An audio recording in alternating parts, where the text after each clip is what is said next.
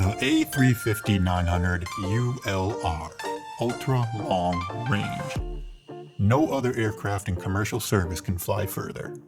So, how come only one airline has ordered the aircraft? Let's find out right now.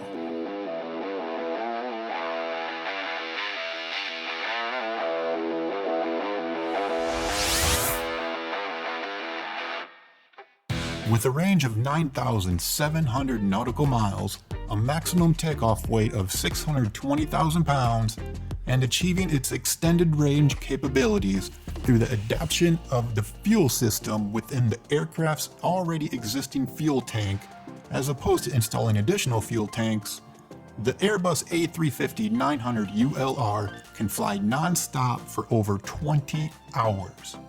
The first flight for the A350-900 ULR took place on April 23, 2018, and after 5 months of testing, was delivered to Singapore Airlines, the only airline who's ordered the aircraft. Singapore ordered 7 of them and placed them on the 9,534-mile route of Newark to Singapore, the longest route flown by any airline in the world, surpassing the prior record holder, which was Emirates Airlines' Dubai, Panama City, Panama service by 1,000 miles. Singapore Airlines also flies the aircraft on their Singapore to LA and San Francisco routes.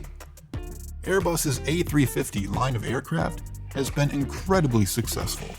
So how come just one airline, Singapore, is the only one to order the ultra long range version of the aircraft, the A350-900 ULR?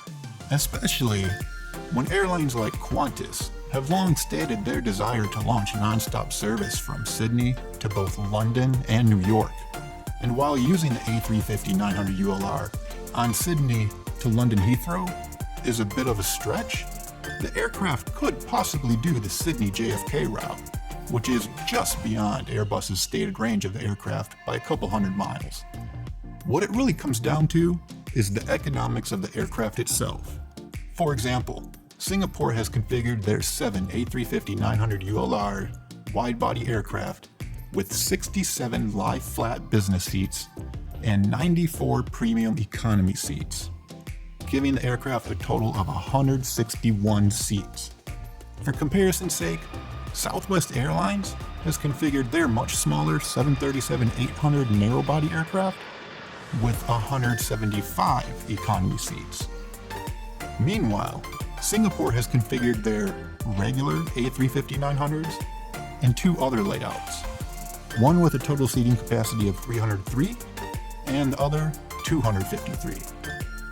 While it goes without saying that the A350 ULR is fully capable of flying Singapore-New York, in order for Singapore Airlines to reliably fly the route, they have to limit the amount of weight, thus passengers and cargo, that they put on the aircraft in order to carry more fuel to fly the route nonstop.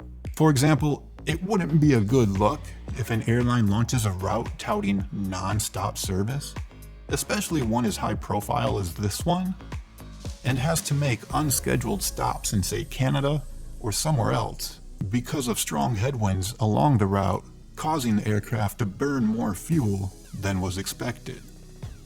There's only a handful of routes where it makes economic sense to restrict the passenger and cargo capacity to the extent with which Singapore is doing with their A350-900 ULRs.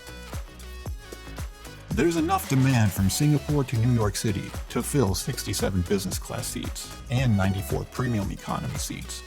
And the other routes where Singapore has placed the ULR version of the A350-900, Singapore LAX and Singapore San Francisco, is no coincidence, as those routes also have a significant amount of premium demand.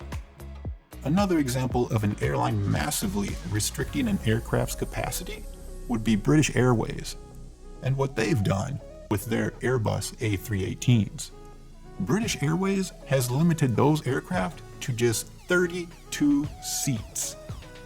And the airline flies these relatively small aircraft on a transatlantic service from London City Airport to New York JFK, yet another New York route.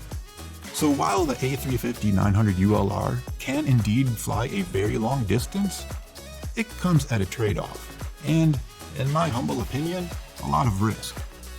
Should the price of fuel rise, routes which are using specially configured aircraft that limit its true passenger and cargo carrying capacities will become much more difficult to operate from a financial perspective. This is why airlines have been resistant to order the A350-900 ULR. Yes, it makes non-stop routes which may currently not be operated possible, but the premium an airline will very likely have to pay Airbus for the ULR version over the regular A350-900 version, combined with the fact that the airline would also very likely need to restrict the aircraft's true capacity in order to accommodate the operational needs of flying such long routes, just doesn't make much economic or financial sense.